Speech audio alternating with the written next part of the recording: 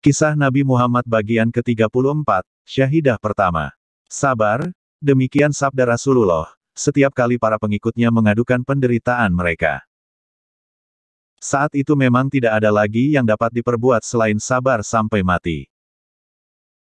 Sabar yang demikian membuat para pemeluk muslim pertama sanggup menanggung derita siksa di luar batas kemampuan fisik manusia. Habab bin Al-Arat pernah meminta agar Rasulullah berdoa kepada Allah dalam menghadapi penindasan ini. Mendengar ini, Rasulullah duduk dengan wajah merah padam seraya bersabda, "Sungguh telah terjadi sebelum kamu, ada orang yang disisir badannya dengan sisir besi hingga dagingnya mengelupas dan terlihat tulang-tulangnya. Akan tetapi, ia tetap teguh memegang keyakinannya. Allah akan menyempurnakan urusan ini sampai seorang penunggang kuda berjalan dari sana ke Hadramaut dan ia tidak takut kecuali kepada Allah. Ingatlah, serigala akan tetap ada di tengah-tengah gembalaan, hanya saja kalian lengah." Sumayyah adalah ibu Ammar bin Yasir. Beserta suami dan anaknya, Sumayyah disiksa karena mengikuti ajaran Rasulullah. Ia diseret di jalan-jalan kota Mekah, lalu dilempar ke padang pasir. Pukuli dia sekuat-kuatnya. Perintah Abu Jahal. Sumayyah pun dipukuli sampai pingsan. Kejadian ini dilakukan berulang-ulang selama berhari-hari. Namun, semakin sakit tubuhnya, iman Sumayyah malah semakin tinggi. "Engkau mengikuti Muhammad karena tertarik pada ketampanannya," ejek Abu Jahal. "Tidak, geleng Sumayyah, aku mengikuti Rasulullah karena percaya pada apa yang beliau sampaikan.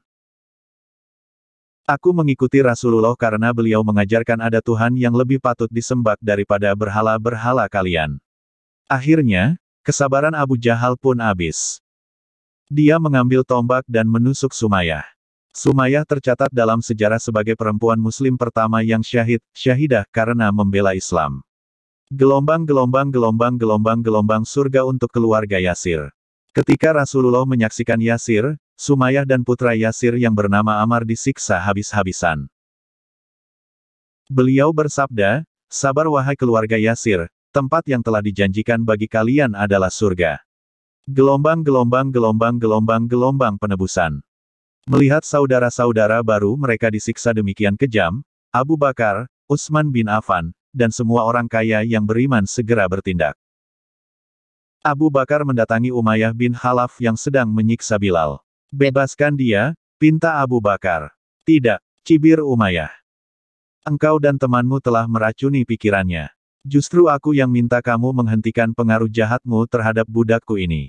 Abu Bakar merasa bahwa hati Umayyah tidak mungkin dibujuk lagi, maka dia segera mengajukan penawaran. "Kubeli Bilal darimu. Lihat, ini 5 uqiyah emas.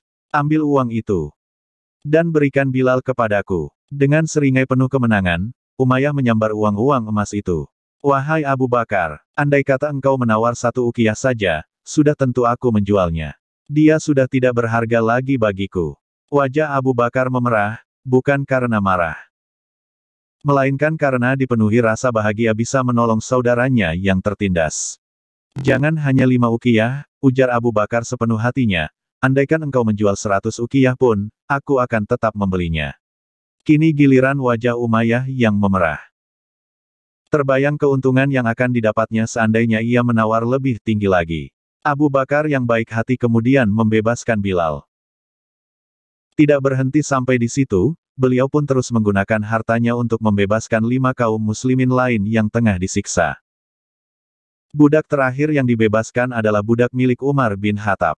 Orang-orang Quraisy mengejek Abu Bakar, alangkah sia-sianya Abu Bakar itu.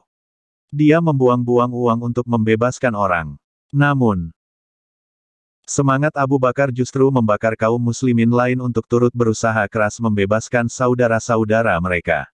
Bersambung bagian 35.